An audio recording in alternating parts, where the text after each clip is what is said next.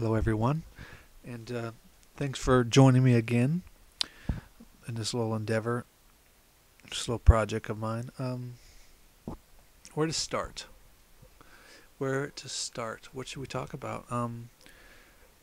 Why not talk about what my book is exactly? Yeah, that's a fine enough place to start, right? What is it? What is my book about? Let's see.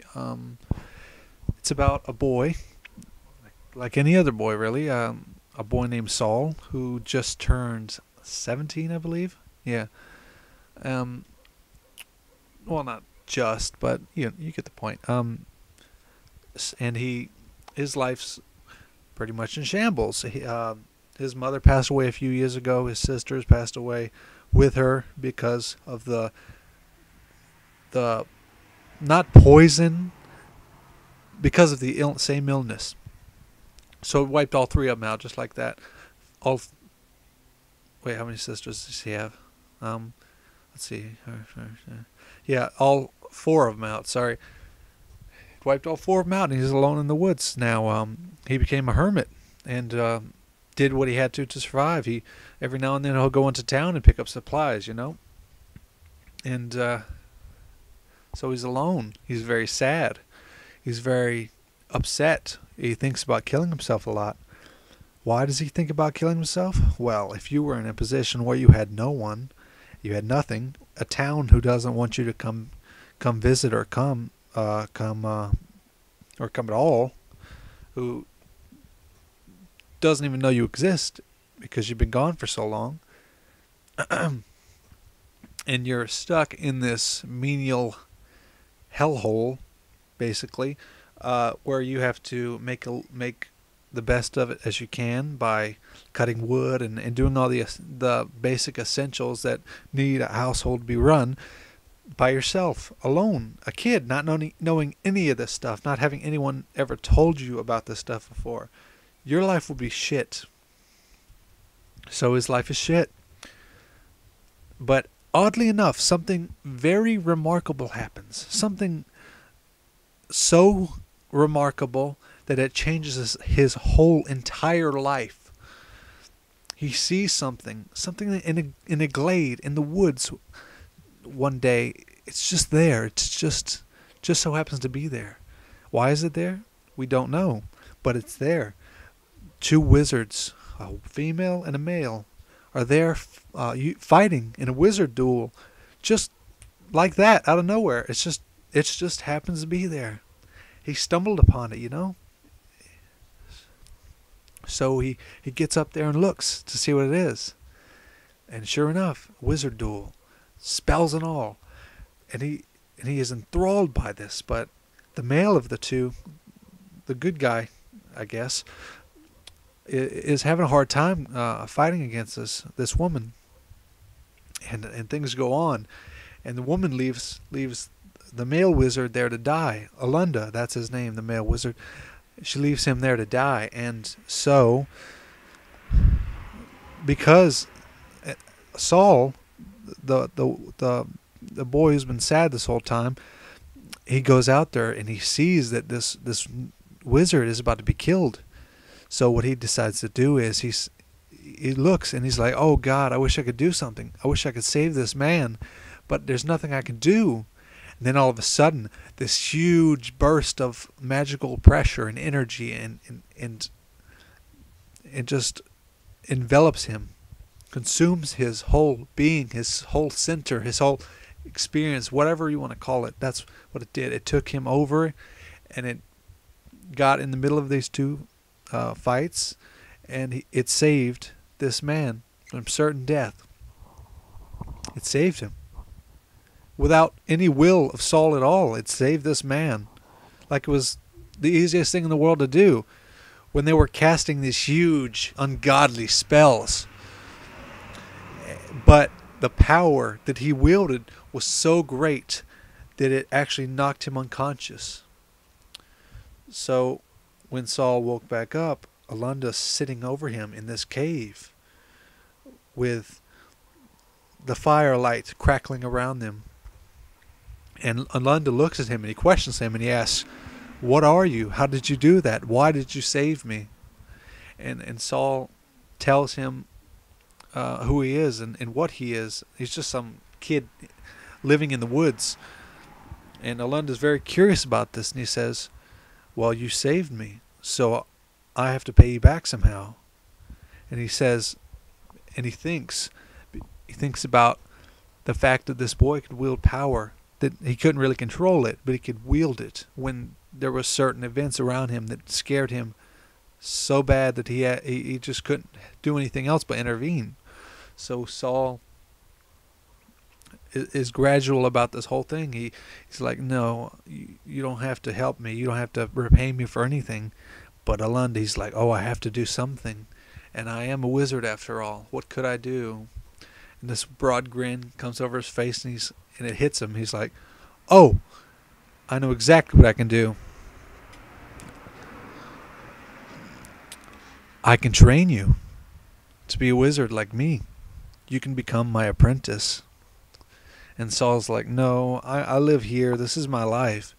It's what it is. I can't change it. I can't change the tide of water. But this is my life. I mean, I obviously can't go anywhere with it. This is my life. I hate it, but I love it at the same time. I have no one. Who are you to change my life? And Alunda just walks away and says, I'll be in town a couple days.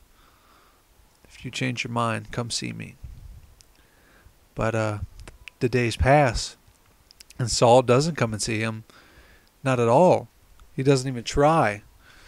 But certain events happen around him that kind of force his hand a little bit to rethink his position. And because of that, Saul eventually does become Alunda's apprentice. He does, and a great many things happen in his life that he wouldn't have known about, he wouldn't have thought about, he wouldn't have comprehended at all, because of this one seemingly innocent act, this one seemingly inconsequential act that these two figures were fighting in front of him in a wizard duel. Because of that, it changed his whole life, everything that he could become. But it doesn't change who he is, and he is still that same depressed kid throughout the story. He makes attempts on killing himself throughout the story. Even though he has these gradual people around him who become his friends, and then he goes through trials of becoming a wizard. That's the basic idea. He goes through these trials to understand what this power is that he has, and realizes that it's not just a power, it's something else entirely. So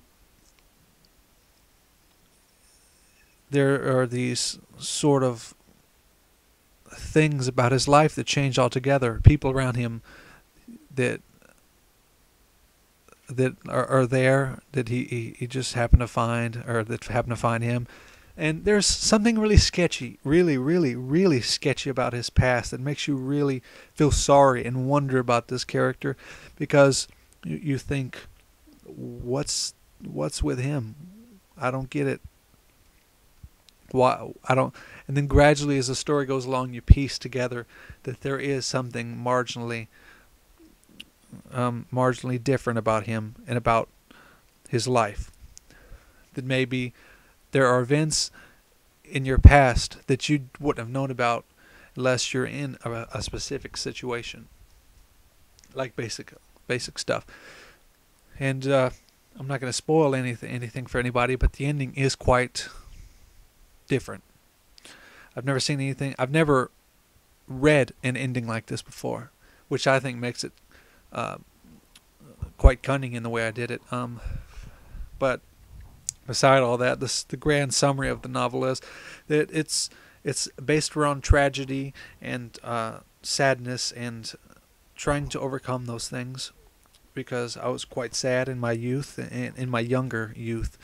I was a very depressed, very, very depressed, and it's kind of me in my own way saying that this is what it's like. I don't know. And but yeah, this novel is not for kids. It's completely an adult novel. It doesn't skimp out. Well, it doesn't try to skimp out on the naughty stuff and the sexual tension and the sex in general. Granted, the main characters may or may not have sex, but that's not what it's about. It's about the story. But in life, sex does happen. People do die. Friendships break. In life, these things happen, and we can't skip over them because they happen. There's nothing you can do about that. So who are we, as writers, as readers, to overlook these things that happen in our real life? Should we just dismiss them in a novel? I don't think so. You don't have to go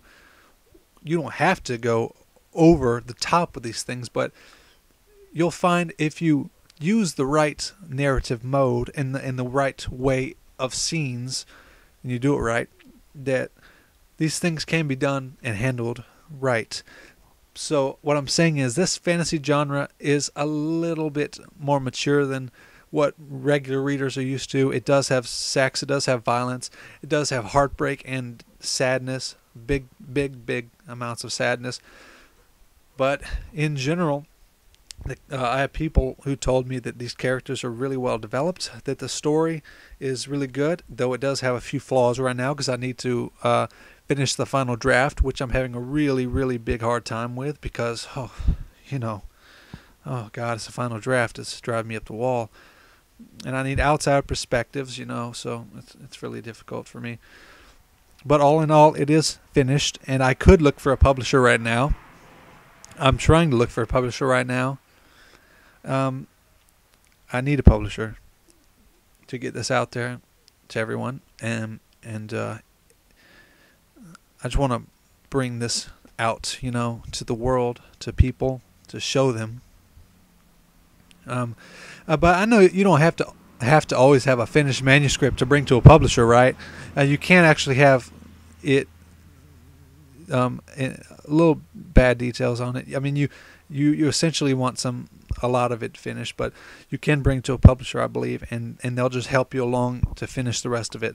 So yeah, I could look for a publisher right now. I'm trying to look for a publisher, and I guess one of the main reasons I'm actually telling you this is because I want you to tell me about publishers that would fit this specific genre type, because I have mentioned it. What sort of publishers do you know about? Tell me everything I need to know in terms of publishers or agents or anything of the sort, because I need it bad, guys. I really do. Anyway, thanks for watching. Goodbye.